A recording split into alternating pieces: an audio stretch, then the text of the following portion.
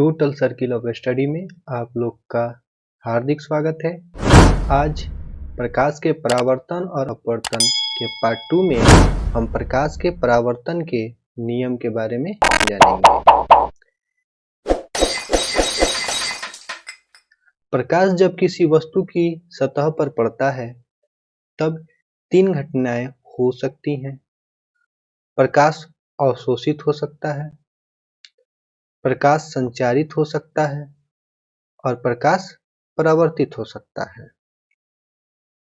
अवशोषित: यदि किसी वस्तु पर प्रकाश पड़ता है और वह वस्तु प्रकाश को परावर्तित नहीं करता या उसे संचारित नहीं करता तो प्रकाश को अवशोषित होना कहते हैं।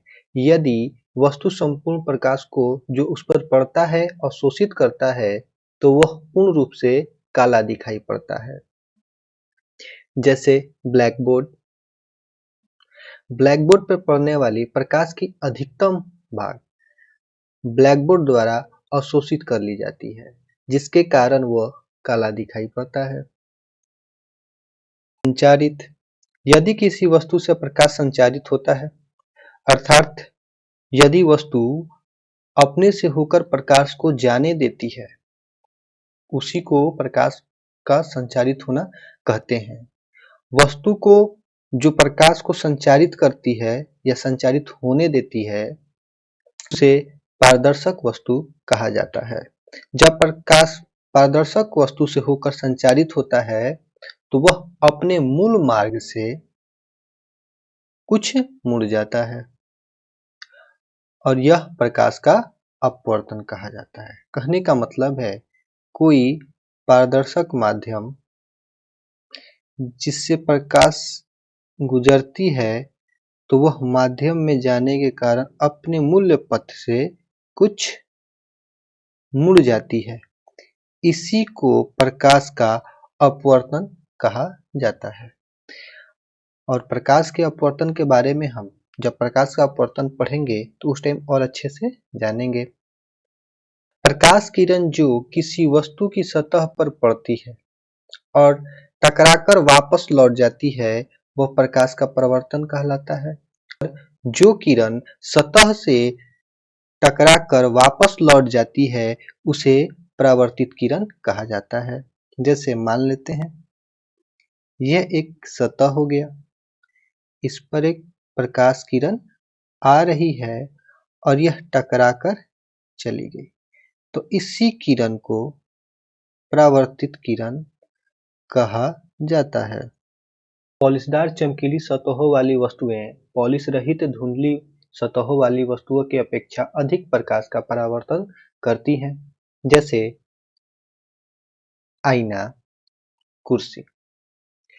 आईना अपने चमकीले सतह से प्रकाश का अधिक मात्रा में परावर्तन करती है, लेकिन कुर्सी आईना के अपेक्षा प्रकाश का परावर्तन कम मात्रा में करती है।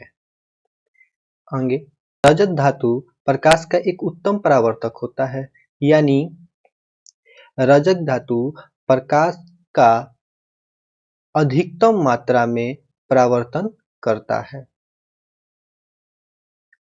साधारण दर्पणों को समतल कांच शीट के एक तरफ रजत धातु की महीन परत जमा करके उस पे पॉलिश करके बनाया जाता है। आगे, प्रकाश की किरण सीधी रेखा में गमन करती है। किरण का समूह प्रकाश का किरण पुंज कहा जाता है। प्रकाश किरण जब किसी समतल सतह या गोलीय सतह पर पड़ता है तो प्रकाश के परावर्तन के नियम के अनुसार परावर्तित होता है। इस नियम को जानने से पहले कुछ मुख्य बिंदु के बारे में जान लेते हैं, जैसे आपतित किरण, आपतन बिंदु, परावर्तित किरण, अभिलंब, आपतन कोण और परावर्तन कोण।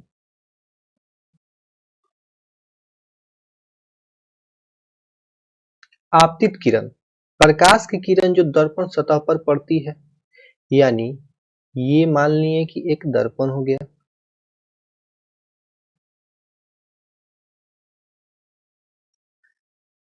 इस पर एक किरण इस तरह से आती है, इसी को आपतित किरण कहा जाता है।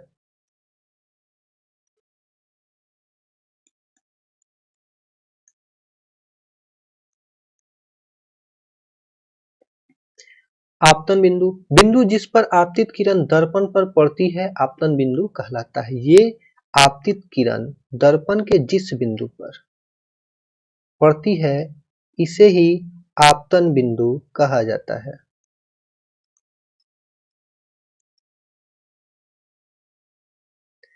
परावर्तित किरण, प्रकाश की किरण जो दर्पण द्वारा वापस भेज दी जाती है परावर्तित किरण कहलाती है।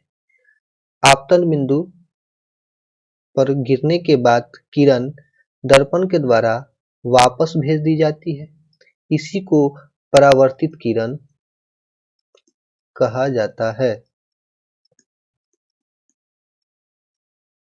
अभिलंब, अभिलंब आपतन बिंदु पर दर्पण सतह से समकोण पर एक रेखा है, यानी दर्पण सतह इससे आपतन बिंदु पर एक समकोण रेखा है, यानी इस तरह से ये समकोण एक रेखा है, इसी को अभिलंब कहा जाता है।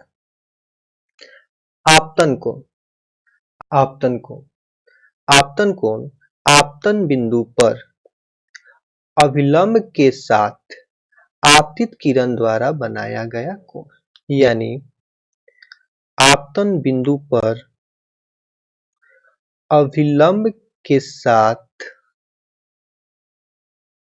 आपतित किरण द्वारा बनाया गया कोण आपतन कोण कहलाता है। आपतन कोण को I से सूचित किया जाता है। परावर्तन कोण, परावर्तन कोण आपतन बिंदु पर अभिलंब के साथ परावर्तित किरण द्वारा बनाया गया कोण है, यानी आपतन बिंदु पर अभिलंब के साथ परावर्तित किरण द्वारा बनाया गया कोण परावर्तित कोण है, इसे R द्वारा सूचित किया जाता है। प्रकाश के परावर्तन के नियम, समतल सतह से या गोलीय सतह से प्रकाश के परावर्तन के दो नियम हैं। पहला नियम, प्रकाश का प्रथम नियम, परावर्तन का प्रथम नियम, आपतित किरण, परावर्तित किरण और अभिलंब सभी एक समतल में स्थित हो, यानी आपतित किरण, परावर्तित किरण, अभिलंब सभी एक समतल में स्थित हो। परावर्तन का द्वितीय नियम, आपतन कोण सदैव परावर्तन कोण के बराबर हो। परावर्तन का द्वितीय नियम, परावर्तन कोण सदैव आपतन कोण के बराबर होता है, यानी परावर्तन कोण सदैव आपतन कोण के बराबर होता है, यानी लिख सकते हैं कोण R बराबर कोण I। आज के लिए इतना ही, मिलते हैं फिर अगली वीडियो में, तब तक के लिए धन्यवाद।